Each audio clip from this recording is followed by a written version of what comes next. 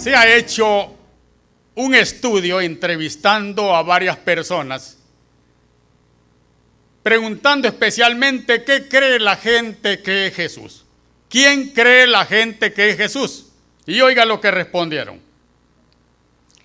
La opinión mundial está dividida acerca de la verdadera identidad de Jesús.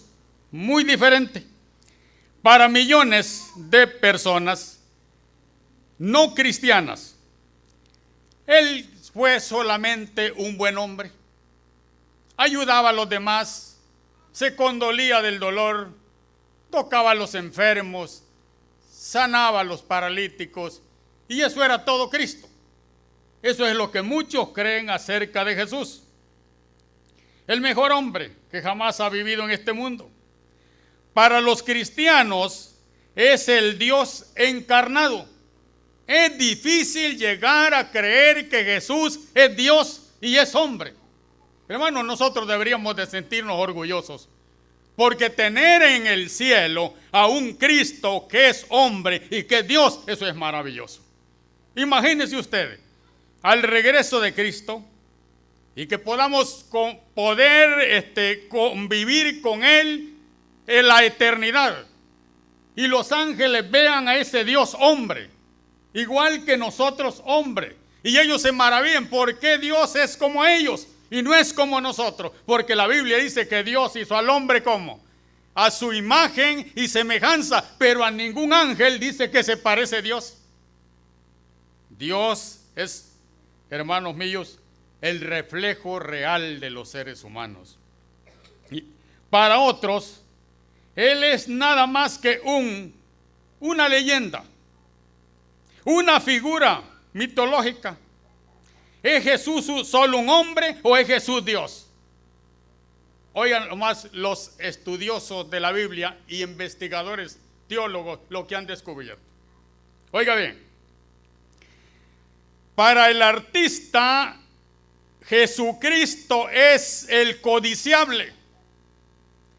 Para el arquitecto, Él es la principal piedra del ángulo. Para el astrónomo, Él es el sol de justicia. Para el banquero, Él es el tesoro escondido. Para el carpintero, Él es la puerta de entrada. Para el doctor, Él es el médico divino. Para la enfermera, la mano que atrae alivio y conforta. Para el geólogo, es la roca de los siglos.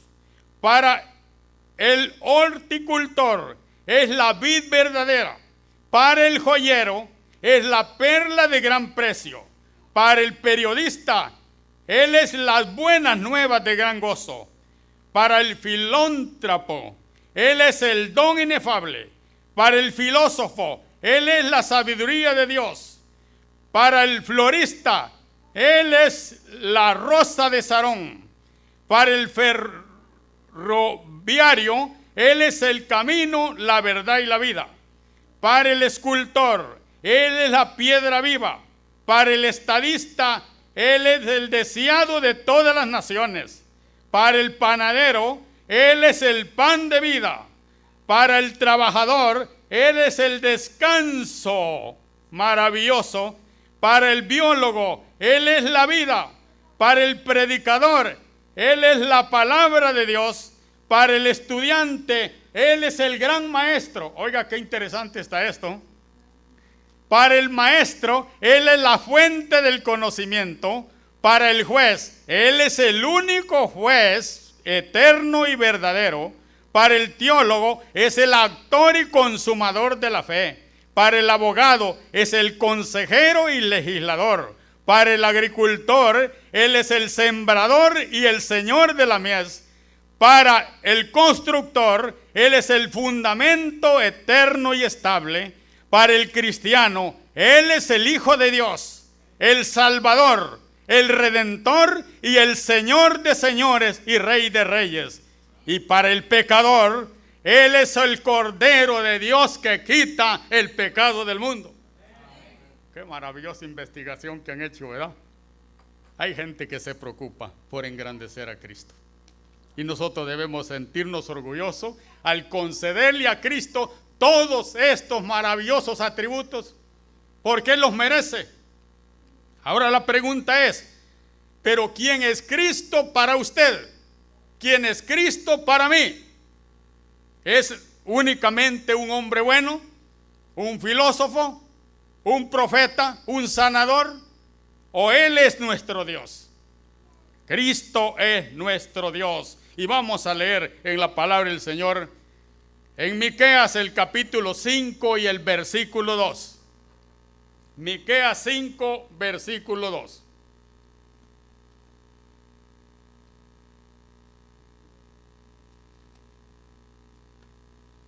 Este profeta, hermanos queridos, engrandeció al Señor de una manera tan impresionante que dejó marcado y deja marcado a través de los siglos la importancia que tiene de reconocer a Cristo como el amante y único Salvador para el pecador.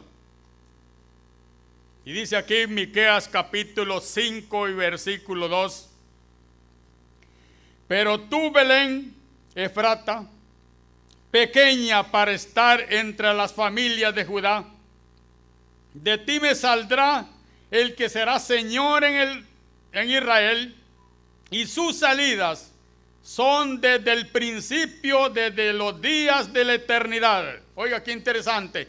Y tú, Belén de Judea, esta profecía, hermanos, se presentó 500 años antes del nacimiento de Jesús. Y ya desde hace 700 años antes se le estaba ascribiendo a Cristo como que Él era, ¿qué cosa? El que vive por los siglos de los siglos, el que su vida es por la eternidad eterna, el Dios que nunca ha tenido principio ni ha tenido, ¿qué? Fin, porque Él es eterno. 700 años antes Miqueas dijo: y nacerá en Belén de Judea, en la tierra de Efraín, un Salvador. Este legislador será el Señor de Israel. Este es el eterno. Este es el que se va a convertir, siendo Dios, en un hombre. Pero en un hombre no como nosotros, hermanos, en el aspecto espiritual. Porque Jesús era realmente la esencia de Dios entre nosotros. La esencia del Señor entre nosotros. San Juan 17 y el versículo 5. Vamos a sondear el estudio porque necesitamos una evidencia bíblica de lo que realmente es nuestro amante y sublime Salvador. San Juan 17 y versículo 5. Oiga, estas son palabras de Cristo. 17:5.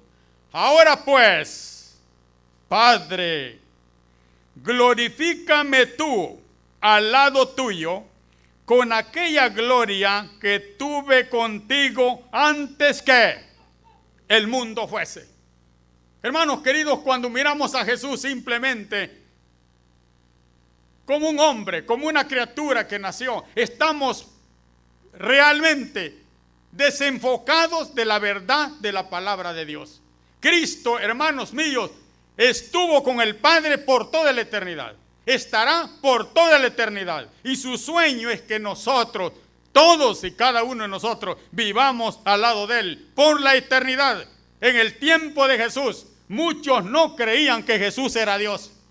Por eso cuando en aquella ocasión en Capernaum se abrió el techo, porque traían a un paralítico, y no había por dónde entrar en las puertas porque estaban abarrotadas de gente, multitudes, fuera en el corredor de la casa. Y cuando bajaron a aquel hombre, Jesús se le quedó viendo a este hombre, y siendo Jesús como de 31 años de edad, un joven, se acercó a aquel anciano paralítico y mirándolo, supo la necesidad de este hombre. La necesidad de este hombre no era ser sano de la parálisis. La necesidad de este hombre era oír de los labios de Jesús que sus pecados eran perdonados. Y cuando Jesús vio a aquel hombre y vio la fe de los que lo traían, Jesús se acercó y mirando fija al hombre, le dijo: hijo. Pregunto, ¿cómo se sentiría Carlos que un muchacho de 18 años se le acerque y le diga: hijo? ¿Qué pensaría Carlos? ¿Qué pensaría este hombre de unos 80, 75 años, un anciano, ver a Jesús, a un joven, en su estado más viril, en la mayor fuerza de su juventud, acercarse, quedársele viendo y decirle: hijo, tus pecados te son perdonados? ¿Qué pensaría ese joven, ese señor? Oír de los labios de un joven: hijo. ¿Por qué Jesús le dijo hijo? Si Jesús era un joven. Porque Jesús es el eterno. Él es el Dios eterno. Y a nosotros nos mira como criaturas. Y aún al de 100 años, al de 200, 300 años, a Enoc cuando se le huyó al cielo le dijo: hijo, mi casa ahora está más cerca que la tuya. Y Enoc tenía 365 años, pero no dejaba de ser hijo de Cristo Jesús, porque Él es el Creador. Los hombres incrédulos de ese tiempo, al oírlo de los labios de Jesús la expresión hijo y el perdón, cavilaron en sus mentes sin hablar una palabra. Sin hablar una palabra. Y si siendo hombre, habla blasfemias. Porque siendo hombre, porque él le dice a este anciano: hijo, y tus pecados te son perdonados. Y como Jesús lo sabe todo, mire el canto que entonamos, es precioso, ¿verdad? Él me conoce. Qué lindo es eso, saber que Jesús me conoce. Qué maravilloso es saber que a usted Jesús lo conoce. Conoce su flaqueza, conoce sus debilidades, conoce sus defectos, conoce sus ansiedades, conoce sus tristezas, conoce sus ambiciones. Jesús lo conoce todo. Y cuando vio a este hombre: hijo, tus pecados te son perdonados, y se quedó viendo a la multitud y dice Jesús: ¿por qué caviláis en vuestros corazones? ¿Qué es más fácil? ¿Qué es más fácil para Dios? Dígame, ¿qué es más fácil para Dios? Todo es fácil para Dios. Porque para Dios no hay nada que imposible, todo es fácil. Y se le queda viendo, él dice: ¿qué es más fácil? Decir: tus pecados te son perdonados, o levántate, toma tu lecho y vete a tu casa. Oye, hasta ahí el hombre paralítico estaba tendido. No tenía acción, era paralítico. Si allí Jesús termina la palabra y no da la orden, el paralítico seguía siendo paralítico. Pero hubo algo especial en Cristo cuando le dijo: a ti te digo, levántate, toma tu lecho y vete. ¿Para dónde? Para tu casa. Y el hombre se levanta, el paralítico. Se enderezaron los tobillos, las rodillas, le dio fuerza en las manos, agarró aquella cama y sale por la puerta. Ahí sí había tiempo, había lugar para salir. Para entrar no había lugar, pero para salir sí le dieron lugar al hombre. Se abrió la multitud y el hombre, agarrando la cama en sus manos, salió hacia su casa y todos se le quedaron viendo. Y ese paralítico fue sano, pero los que estaban allí no recibieron sanidad. ¿Qué nos enseña a nosotros eso? La sanidad y el perdón son para los hombres de fe. Podemos vivir en la iglesia toda la vida, todos los años, todos los sábados, y no recibir un milagro si no tenemos fe en el Hijo de Dios. Y la gente, hermanos míos, se llenan los lugares donde se habla de Cristo, pero todos se van a su hogar como entraron. Son muy pocos los salvos. Son muy pocos los que reciben el perdón. ¿Por qué entonces Jesús tiene poder?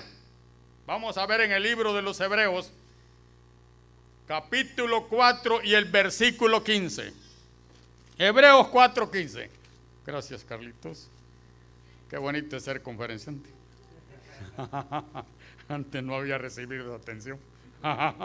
Gloria a Dios. Hebreos 4, versículo 15. ¿Qué nos dice Hebreos 4, 15? Mire qué precioso. No, Esteban, se va de primer anciano este año. Hebreos 4, 15. Vamos a ver qué nos dice la palabra del Señor. Y aquí está la clave del poder de Jesús. Y aquí está la clave de nuestro poder como cristianos. Y aquí está la clave para pensar con seriedad que sí vamos al reino de los cielos. 4, versículo 15. Porque no tenemos un sumo sacerdote que no pueda compadecerse de nuestras debilidades, sino ¿cuántos? Uno, que fue tentado en todo según nuestra semejanza, pero ¿qué? Sin pecado. Oiga, qué maravilloso es eso. Mantenerse en este mundo sin pecar. Ni un pensamiento, ni una palabra, ni una mirada maliciosa, ni un paso hacia el error. Sin un sentimiento, hermano, de condenación para nadie. Esto es admirable. Por eso nosotros tenemos un gran Dios. No podemos dudar que Jesucristo es la riqueza más grande para los seres humanos. Gracias, Esteban. Ayudante el pastor. Ya se subió de primer anciano. ¿Sabe que Jesucristo es la riqueza para los hijos de Dios? Él es nuestra riqueza. Te cuenta la historia de un hombre que supo de un tesoro. Y este hombre se esforzó tanto para comprar esa propiedad porque sabía que ahí había un tesoro. Y el hombre compró la propiedad a la orilla del mar. Y con esos aparatos que detectan tesoros, comenzó el hombre por todos los cerros. Mire, o escuchando con fino oído si detectaba algún metal. Y el hombre en los cerros, el hombre en la playa, y sabe, dijo, aquí voy a hacer mi casa, a la orilla de la playa, y esta piedra va a ser mi mesa, y esta piedra va a ser mi estufa, y esta piedra va a ser mi cama, aquí voy a hacer el techo, y dejó la piedra adentro. Ahí cocinaba el hombre, ahí comía sobre la piedra plana, en la noche limpiaba, extendía su petate y ahí dormía con la brisa del mar. Y buscaba todo el día, y buscaba todas las tardes, y buscaba. Y el hombre murió después de 90 años y no encontró el tesoro. Los hijos, hermanos queridos, los hijos venían bien molestos. Pobre viejo, gastó toda su vida que debió haber gastado en nosotros buscando ese tesoro. Nunca lo encontró. Y esta piedra, dijo, es la responsable porque mi padre hizo de esta piedra como que era un ídolo. Aquí yo dormía, aquí cocinaba, aquí hacía todo. Démosle vuelta a esa piedra. Óigame, y cuando le dan vuelta a la piedra, ¿qué creen que encontró? Ahí estaba el tesoro. Y los hijos dijeron, mi padre era más inteligente que nosotros, porque al tesoro hasta le puso techo para que no se mojara, y nosotros podemos contar aquí el tesoro sin que nadie nos vea, ni nos asalten, ni nos roben. Ese hombre sí vale la pena. Hermanos queridos, Cristo vale la pena. Él es el tesoro escondido. Cuando tú descubres a Jesús, eres la persona más feliz. Cuando tú le abres el corazón a Jesús, eres la persona más feliz. Nunca andarás solo. Jesucristo dijo que Él estaría con nosotros todos los días hasta el fin del mundo. Nadie que tiene a Jesús puede sentirse solo. Él es la perla de gran precio. Él es la riqueza para los hijos de Dios. Miremos aquí en San Juan 14 y el versículo 29. San Juan 14, 29. Vamos a descubrir que Jesús no solo era un sanador, no solo era un predicador, no solamente era el Hijo de Dios. Cristo tenía más que eso. Y en San Juan 14, versículo 29, nos dice la palabra del Señor: y ahora os lo he dicho antes que suceda, para que cuando suceda, ¿qué? Creáis. ¿Cómo ve a Jesús expresando estas palabras? Y ahora os lo he dicho antes. ¿Quién es el que revela los misterios desde la eternidad? ¿Quién es el que dice las cosas antes? ¿Quién es el que conoce el futuro? ¿Quién es el que sabe nuestro camino? ¿Quién es el que sabe nuestros deseos, nuestras necesidades? Es Dios. Por eso dice: yo conozco tus obras. Hermanos, nadie, la vida de nadie está escondida de Jesús. Él lo sabe todo. Él dijo: por eso se lo digo antes, para que cuando suceda, creáis que yo soy. Y yo creo que Él es el Hijo de Dios. Yo creo que Él es el Salvador. Yo creo que Él es el que viene pronto. Y creo que Él es el que nos trajo en esta noche para escuchar su santa palabra. Ese es el Hijo de Dios. ¿Qué es ser un hijo de Dios? Es ser Dios. Como tú, siendo hombre, te haces hijo de Dios. Te haces que eres Dios. Pero Jesús es Dios. Y aquí está el misterio de la vida. Hermanos, qué lindo ha de haber sido haber vivido en Belén de Judea cuando Jesús nació. Qué maravilloso ha de haber sido haber agarrado en los brazos a Jesús, aquel niño. Haberlo cargado, haberlo acariciado, haberle dado sus besos en la mejilla, en la frente. Niño más lindo. Todos los niños son lindos, ¿verdad? Cuando están pequeños. ¿Cómo es que sentirían en los brazos los hombres que cargaron a Jesús? Si la Biblia dice que desde el vientre de María estaba lleno ¿de qué? Del Espíritu Santo. Porque el papá de Jesús era ¿quién? El Espíritu Santo, que Dios. ¿Qué sentirían los hombres al agarrar a aquel niño? Al fijar su mirada en los ojos de él.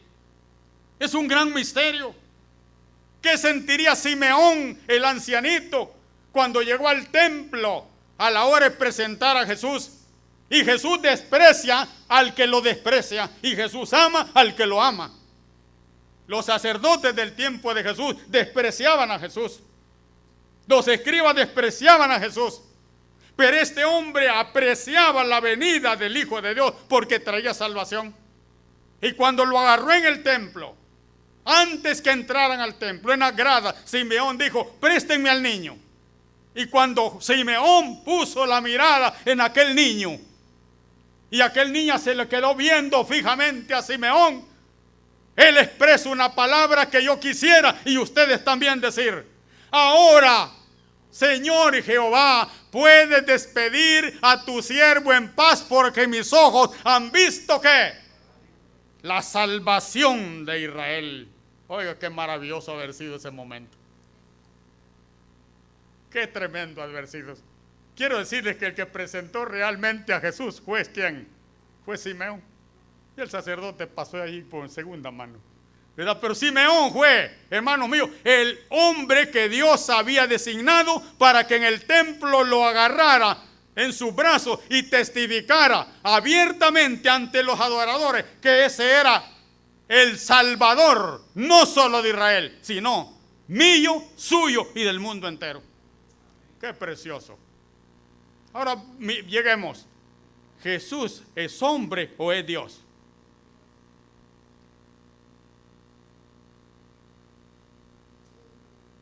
Felipe venía llegando y encontró a Natanael orando debajo de la higuera.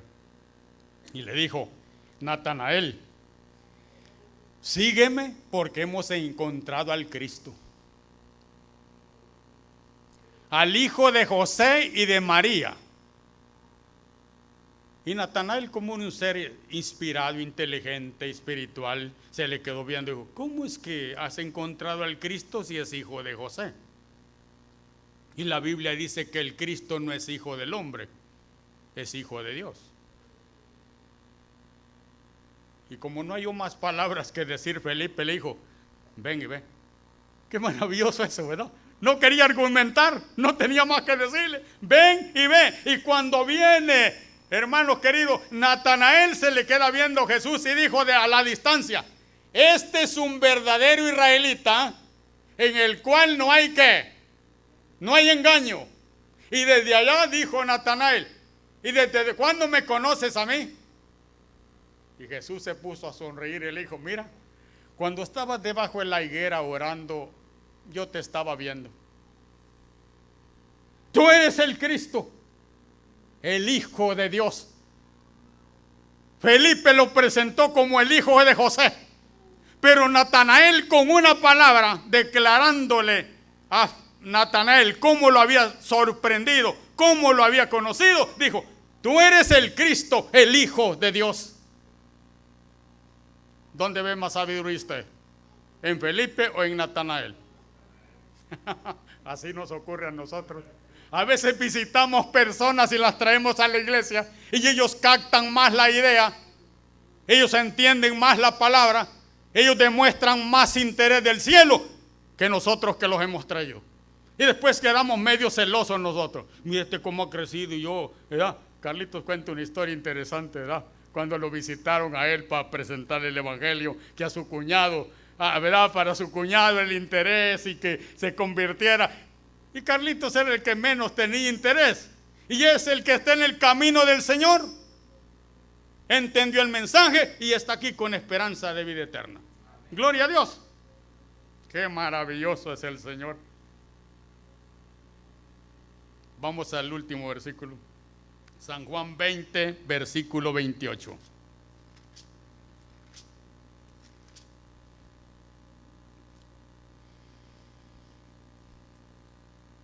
San Juan 20, 28.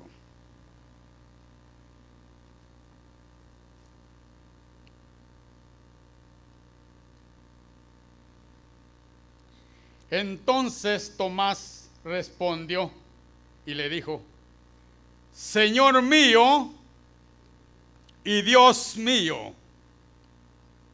Qué especial esto. Hermanos, Tomás se considera uno de los discípulos de Cristo más incrédulos. Pero es el que descubre la cápsula real por la cual adoramos a Jesús. Los discípulos lo recibían con gozo, lo tocaban, lo abrazaban, comían con él y le dicen a Tomás: aquí estuvo el Señor. Si yo no lo viera, dijo Tomás, ¿qué?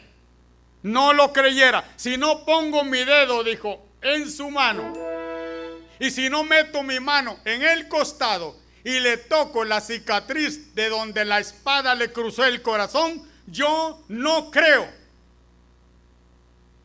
Oiga, qué serio ese momento. En cuanto Tomás dejó de decir esas palabras, escuchó la voz: paz a vosotros. ¿Cómo se sentiría Tomás? Hermano, se sorprendió ese hombre. Paz a vosotros. Tomás, pone tu dedo en mi mano. Y no fue asunto que Jesús solo le extendió la mano. Tomás vino y le puso el dedo y tocó que allí estaba la huella del clavo. Ahora le dijo: mete tu mano en mi costado. Y Jesús se abre un poco, hermanos, la túnica, y Tomás mete la mano. Y después que toca Tomás la mano y el costado, cayó de rodillas y le dijo: Señor mío, ¿y qué? Y Dios mío. Ese es el Dios que adoramos nosotros. Es un Dios que estuvo muerto, pero que vive por los siglos de los siglos.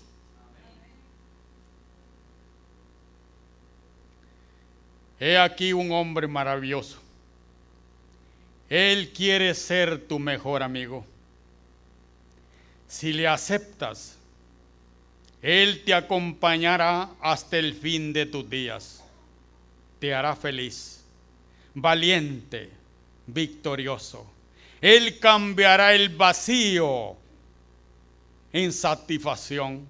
El amor, el valor, todo te lo dará Él. La debilidad es suplantada por el poder, el dolor en gozo, el miedo en paz, el odio en amor, la muerte en la vida eterna. Sí, mis amigos, este es Jesús. Por eso Pedro dijo, porque no hay otro nombre dado a los hombres en que podemos ser salvos. Solamente ¿quién? Jesús, el Hijo de Dios. A ese esperamos. Ese es el que debemos amar. Debemos servir, debemos adorar, debemos esperar, porque Él trae para nosotros vida nueva. Que Dios nos bendiga.